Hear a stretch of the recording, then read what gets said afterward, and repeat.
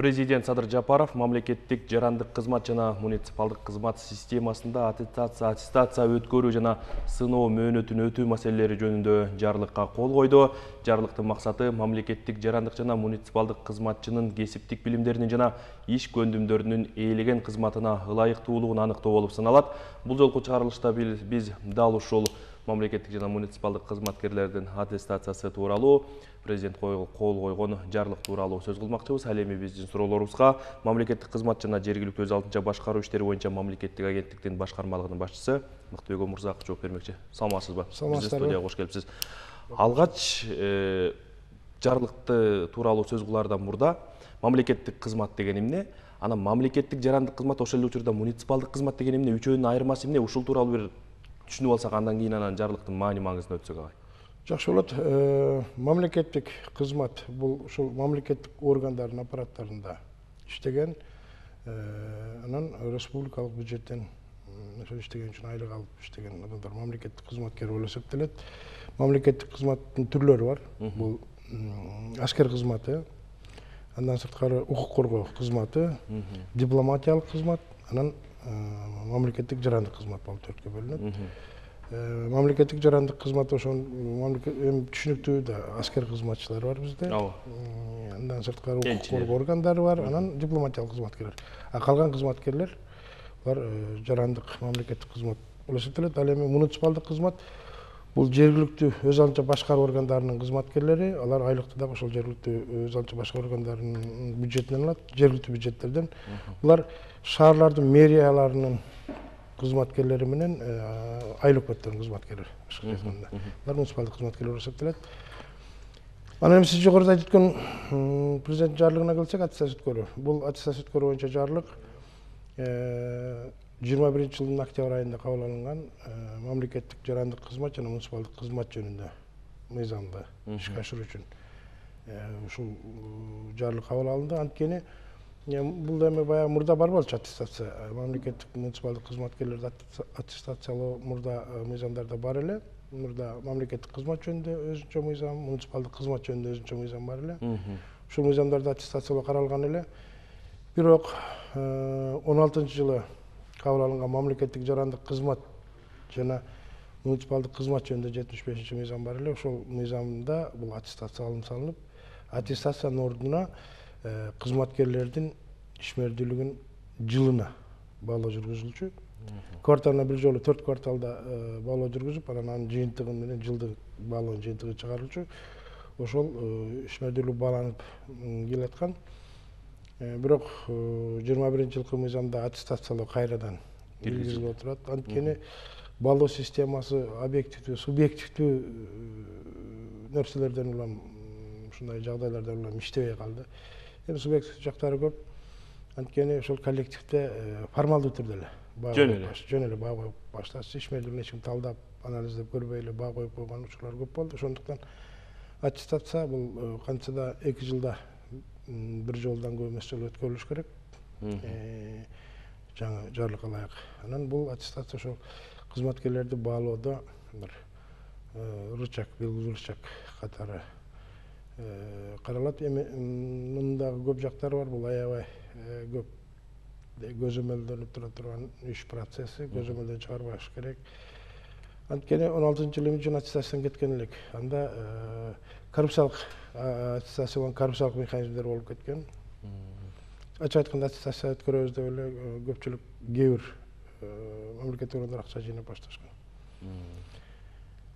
Бул эми баягы салык кызматында, паспорт системасында, ушул сыяктуу каттоо кызматынын бир структураларында ушундай окуялар болгон үчүн анан бул аттестациялоодон көрө кварталына анан жылына ишин баалайлы деген механизм киргизилген. Ал мен айткан жогорудагы себептерден улам жакшы иштелбей калды. Эми кайрадан аттестациялоо киргизилип атат, бирок аттестациянын мурдагыдан бир аз айырмалары бар. Бул комиссиялардын иштеши. Азыр жаңы жарлыкка ылайык комиссияда 9 адамдан ашпаш керек. Комиссиянын саны 9 адамга чейин болот. Бул мамлекеттик органдарда, борбордук аппараттарда комиссиянын курамына президенттин администрациясынын өкүлү киргизилет.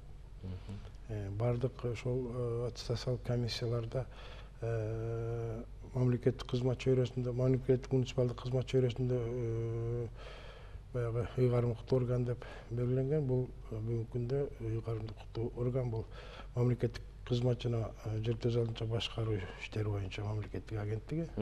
Комиссиялар комитетинин алдындагы ушул агенттиктин кызматкерлери ушул аттестациялык комиссияларда катышып иш алып барат. Бул да болсо ар тараптуу көзөмөл. Анан сөзсүз түрдө комиссиянын курамына жарандык коомдун өкүлдөрү киргизилет.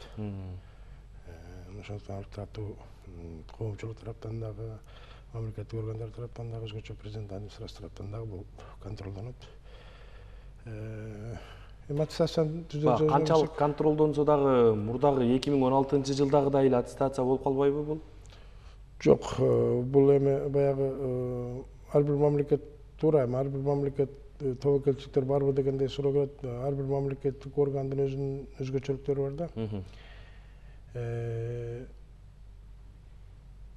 Чоң мамлекеттик органдар, мисалы үчүн ошол райондук түзүмдөрү, анан ведомствонун алдындагы, мисалы үчүн министрликтердин алдында агенттиктер бар, министрликтин алдында департаменттер бар. Ушул сыяктуу ведомствонун алдындагы чоң органдар бар. Анан аймактык өкүлчүлүктөрү, башкармачылыктары бар, бөлүмдөр бар, органдар бар. Алардын аттестациясын ошол жеринде өткөрүүгө мүмкүн. Ал эми айыл өкмөттөрдүн, анан ошол райондук аймактардагы мамлекеттик органдардын же шаарлардын мэриялардын комиссияларынын курамына дагы ушул ыйгарым укуктуу органды, башкача айтканда бүгүнкү күндө мамлекеттик кызмат жана жергиликтүү өз алдынча башкаруу иштери боюнча мамлекеттик агенттиктин кызматкерлери кирет.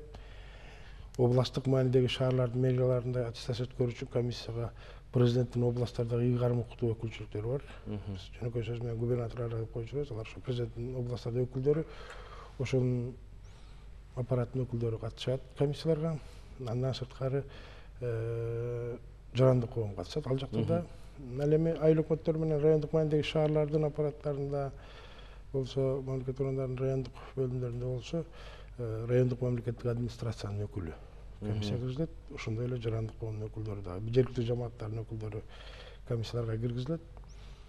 Ошондой эле биз айткан мамлекеттик кызмат иштери боюнча ыйгарым органдын, агенттиктин кызматкерлери комиссияларга кирет. Демек бардык деңгээлде бул ар тараптуу комиссиянын иши ар тараптуу болот деген сөз, ар тараптан көзөмөлдөт деген сөз да.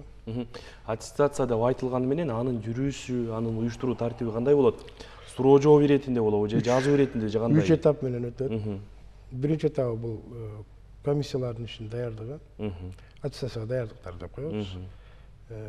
Документтерин көрүш керек. Ал эми аттестацияга кирген адам ошол 1 жылдан кем эмес иштеген болуш керек ошол органда. Анан аттестацияга өздөрү каалабаса боюнда бар кызматкерлер,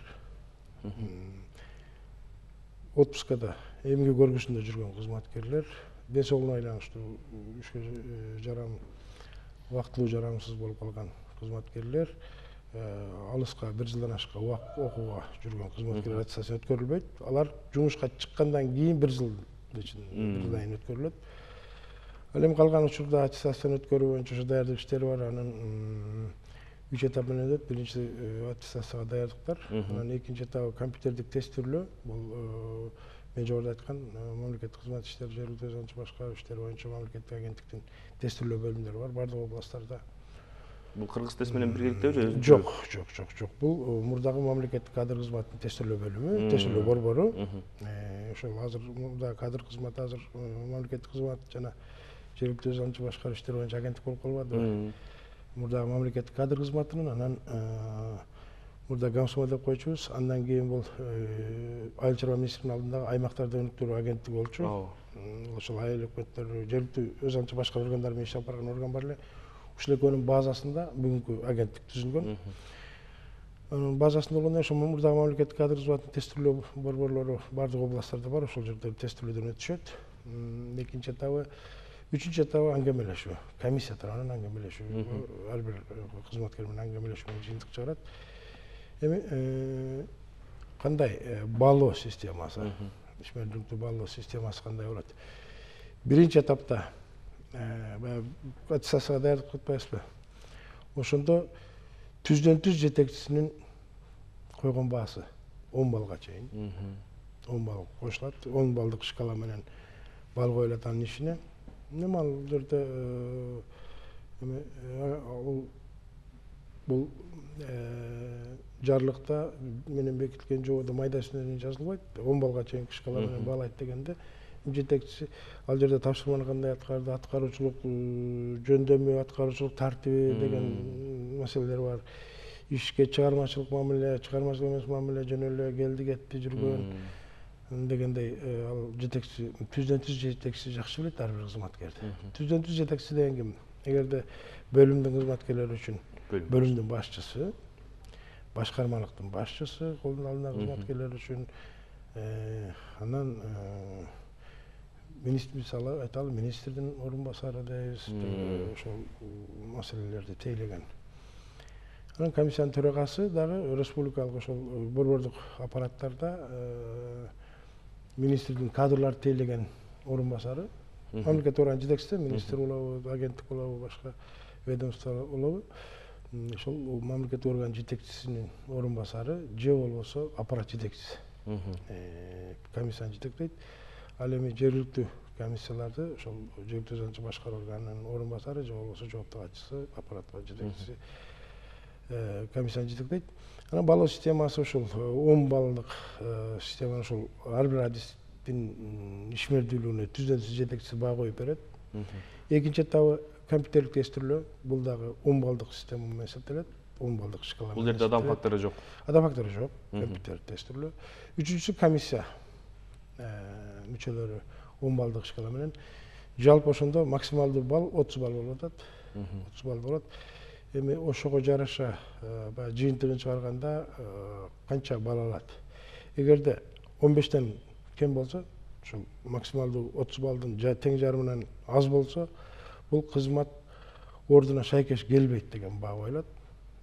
Кызмат ордуна шайкеш келбейт деген баа алгандан кийин анын кесепети кандай болот? Кызматтан алынабы, кандай болот? Жок, 6 айга чейин кызматтан алынбайт.